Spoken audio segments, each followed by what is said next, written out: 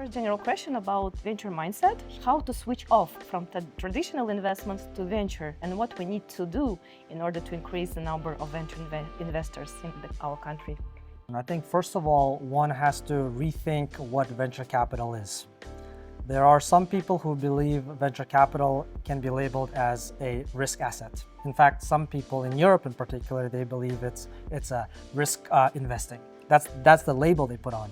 So I think first of all, the mentality has to change that venture capital is riskier than things like traditional private equity or industrials or commercial banking.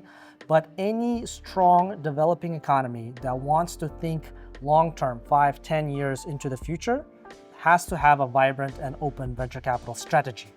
First time in Kazakhstan was 10, 11 years ago. I think it's changing a lot already.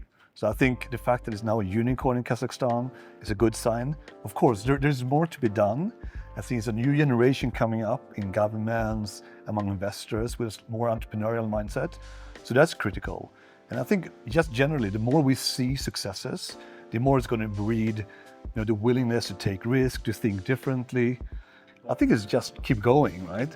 And not stopping. I think awareness is very important for this in order to change the mind from traditional investments to startups and venture investments. It's also mentioned that we have huge human capital potential in this region, in Central Asia, Kazakhstan, Uzbekistan, and also Caucasus and CIS.